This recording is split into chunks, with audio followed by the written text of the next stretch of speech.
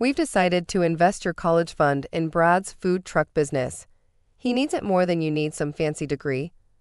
My mother announced casually over breakfast, as if she hadn't just destroyed my entire future with a single sentence. I stared at the acceptance letter to Northwestern University in my trembling hands, dated yesterday, while my stepbrother Brad smirked behind his third helping of pancakes. How could they empty my $80,000 college fund? Money my late grandmother had specifically left for my education, without even telling me? It's a solid investment, my stepfather Roger added, not even looking up from his phone. Brad's Burgers is going to be huge. Food trucks are the future. You'll thank us when you're working at his franchise someday. That's my money, I said quietly, my voice barely working. Grandma left it to me. For college. It's literally in her will. Don't be selfish, Chloe, Mom snapped. Family helps family. Brad's 24 and needs to start his life. You're only 18. You can take out loans like everyone else. Or skip college, Brad suggested, grinning. I didn't go, and look at me now. An entrepreneur. I looked at him. Unemployed for 2 years, 3 failed business ventures behind him, still living at home, still being babied by our parents. Then I looked at my acceptance letter. Northwestern. Journalism program. My dream since I was 12. The account statements I managed. Can I at least see what's left? Mom shifted uncomfortably. It's gone, Chloe. All of it. The truck, equipment, permits, initial supplies. It adds up. You spent $80,000 on a food truck. Don't raise your voice at your mother, Roger warned. Brad's our son too. He deserves a chance. With my inheritance. You're being dramatic, Mom said. Plenty of people work their way through college. Maybe this will teach you character. I stood up, my legs shaking. When did you take it? Last month, she admitted. We were going to tell you. After I got rejected from all my schools. Were you hoping I wouldn't get in anywhere so you wouldn't have to explain? Silence. Oh my God, I whispered. That's exactly what you were hoping. I left the table, went to my room, and stared at the acceptance letter. 4 years of straight A's, volunteer work, internships at local papers, writing competitions, all for nothing. I couldn't afford Northwestern without that fund. I couldn't afford community college without that fund. I called the bank, hoping my mother was exaggerating. The account manager confirmed it, the education trust my grandmother had set up. The one that required my signature after I turned 18, had been drained when I was still 17, and Roger was still technically my legal guardian. They'd taken it all 1 week before my birthday. I sat on my bed numb as the reality sank in. Then my phone rang. Unknown number. Chloe. The voice was familiar but unexpected. It's your Aunt Patricia. My mother's estranged sister. The one whose picture had been turned face down in every family album. The one we weren't supposed to talk about. How did you? I've been watching, she said simply. I know what they did with your college fund. I know about Northwestern. And I have a proposition for you. Aunt Patricia, I don't even really know you. Mom says. Your mother says a lot of things. Did she tell you why we don't speak? She said you were jealous of her family. That you tried to break up her marriage to Roger. Patricia laughed, but it wasn't cruel. I tried to warn her that Roger was bleeding her dry. That he was using Brad to manipulate her.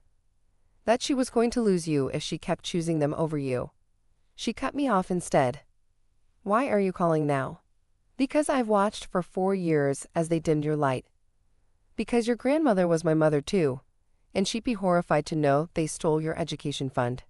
And because I believe in investing in potential, not food trucks. I don't understand. I'm offering to pay for your education. All 4 years. Tuition, room, board, books, everything. No loans, no strings. Just one condition. What condition? You graduate. You succeed. You become everything they said you couldn't be. And when they come calling, and they will, You remember who believed in you and who didn't. I couldn't speak. Couldn't breathe. Chloe. Are you there? Why would you do this? Because I was you once. The overlooked daughter. The one whose needs came second. I made it out, built my business, succeeded despite them. Now I want to pay it forward. Your grandmother would have wanted this. Mom will go crazy. Your mother made her choice. Now you make yours. Northwestern? Yes, I whispered. Yes, please. Email me your acceptance letter and banking details. I'll handle the rest. And Chloe? Don't tell them. Not yet. Let them think you're taking out loans or working multiple jobs. Let them believe their narrative. We'll correct it later. 4 years later. Chloe, you made it. Mom's voice was artificially bright as she greeted me at my graduation party, the one I hadn't invited her to, but she found out about anyway. I stood in my cap and gown, Northwestern's journalism program honor cords around my neck, surrounded by friends and professors who had actually supported me. My parents and Brad had crashed the restaurant, looking conspicuously out of place. Congratulations, honey, Roger said stiffly. We always knew you'd figure it out. Did you? I asked mildly. Of course. And look, Brad's here too. Tell her about the food truck, Brad. Brad, heavier and surlier than 4 years ago, shrugged. It failed. After 6 months. Economy, you know. I'm sorry to hear that, I said, not sorry at all. But we're not here to dwell on the past. Mom interjected quickly. We're so proud of you, Chloe. Graduating with honors. How did you manage it? The loans must be killing you. We want to help. I graduated debt-free, I said simply. They froze. That's impossible, Roger stammered. Northwestern costs. About $320,000 for 4 years, yes. I know exactly how much it costs. But how? Mom's voice pitched higher. Were you? Her face went red, clearly imagining unsavory possibilities. I had a benefactor, I said calmly. Someone who believed in me. Someone who thought my education was worth investing in. Who? Roger demanded. I smiled and waved at the door. Perfect timing. Aunt Patricia walked in, looking like success personified. Designer suit, confident stride. The kind of presence that made people take notice. Mom went white. Patricia, she whispered. Hello, Linda. Patricia said coolly. Roger. And this must be Brad, the entrepreneur. You. Mom hissed. You paid for this? Every penny, Patricia confirmed. Best investment I ever made. Did you know your daughter graduated summa cum laude? That she's already been hired by the Washington Post. That her senior thesis on family financial abuse won a national award. Family financial abuse? Roger's face darkened. What have you been telling people? The truth, I said simply. It was quite therapeutic, actually. Turning my pain into academic excellence. My professor said it was one of the most well-documented cases she'd ever seen. You had no right. Mom turned on Patricia. She's my daughter. Actually, Patricia interrupted, that's what we need to discuss. Chloe. I took a deep breath. I've legally changed my last name. I'm Chloe Patterson now, Grandma's maiden name. Seemed appropriate, considering. You can't do that. Already done. Along with some other changes. I've been working with a lawyer, Patricia recommended him. Turns out, taking money from a trust fund meant specifically for education and using it for something else. That's fraud. You wouldn't dare, Roger growled. I wouldn't, I agreed. If you hadn't shown up here. If you'd left me alone to celebrate with people who actually care about me. But since you're here, making demands, talking about pride you never felt and support you never gave. Brad, how's that franchise coming along? Brad looked at his feet.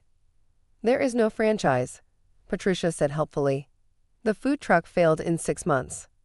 The $80,000 is gone. Wasted on a vanity project for a spoiled man-child, while a brilliant young woman nearly lost her future. "How dare you?" Mom started. "I dare because I'm done watching you destroy her," Patricia shot back. "4 years ago, you chose Brad over Chloe. You stole her inheritance, her future, her faith in her own family. You chose a stepson's food truck over your daughter's education." Brad needed to get a job, I interrupted. Brad needed to stop being enabled. Brad needed parents who would teach him responsibility instead of stealing from their daughter to fund his fantasies. "That money was for the family," Roger insisted. "That money was for my education," I said, louder than I intended. The restaurant had gone quiet, everyone watching. "And you took it. Without asking. Without warning. Without caring what it would do to me." "We were going to pay you back," Mom said weakly. "With what?" "Brad's food truck profits. The ones that don't exist, because the truck is in a junkyard somewhere." "Actually, I sold it," Brad mumbled. "For parts. Got about 5,000.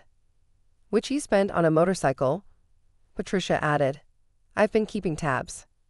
"So you've been spying on us?" Roger accused. "Watching," Patricia corrected. "Making sure you didn't do more damage." "Did you know they tried to take out loans in your name, Chloe?" "I didn't actually." "What?" "3 times. Credit cards, a car loan. Fortunately, I'd already helped you lock your credit. They were denied." The betrayal hit fresh, even after 4 years. "You tried to steal my identity too." "We were desperate," Mom said. "After Brad's business failed." "After you stole my future to give to him, you mean?" "You're being cruel," she accused. "I'm being honest. Something this family never valued." I turned to Patricia. "Thank you for telling me. And for everything else."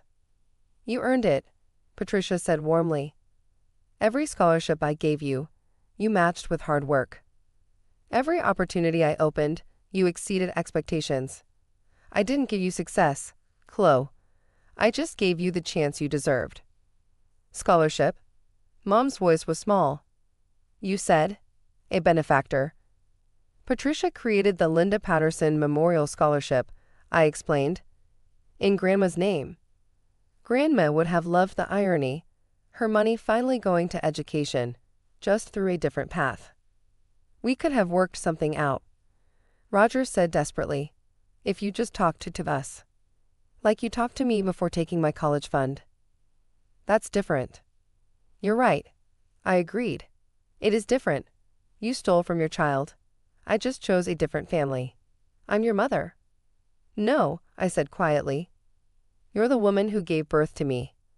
Patricia's the one who acted like a mother. Who put my needs first. Who believed in my dreams. Who saw my potential and invested in it instead of cashing it out for someone else." "So that's it," Mom demanded. "You're choosing her over us?" "You chose Brad over me. Every single time. His needs, his wants, his failures, always more important than my successes. Well, I found someone who chose me, and I'm choosing her back." "When you fail," Roger started. "I won't," I cut him off. "I've already succeeded. Post-internship turns into a full-time position next month. I have a book deal for my thesis. I have a mentor who believes in me and friends who support me. I have everything, except the family that was supposed to provide it." They left shortly after, Brad mumbling something about unfairness, Roger threatening legal action he couldn't afford, Mom crying tears that might have moved me once. Patricia stayed, along with my real friends, the ones who'd watched me work 3 jobs that first semester before Patricia found me, who'd celebrated every small victory, who'd been my chosen family when my blood family failed. "No regrets?"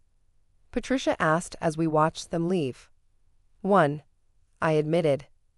"I regret that they'll never understand what they lost. Not the money, that clearly never mattered to them. But me.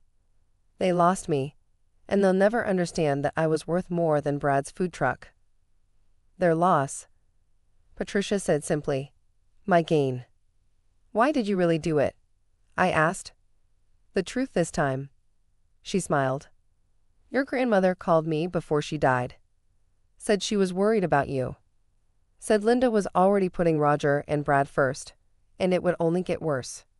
She made me promise to watch out for you if anything happened. The education fund was her way of protecting your future. When they stole it, I knew I had to step in. So Grandma knew exactly what would happen. Why do you think she tried to protect the money in a trust? She just didn't expect them to find a loophole. I thought about my grandmother, how she'd always slipped me $20 here and there, told me to save it for something important. How she'd made me promise to go to college, to make something of myself. She'd be proud, Patricia said softly, of what you've become, of what you've overcome. I had help. Everyone needs help. The difference is recognizing who's really offering it and who's just taking. She raised her glass. To Linda Patterson's granddaughters, both of us, and to knowing the difference between being given a chance and taking one.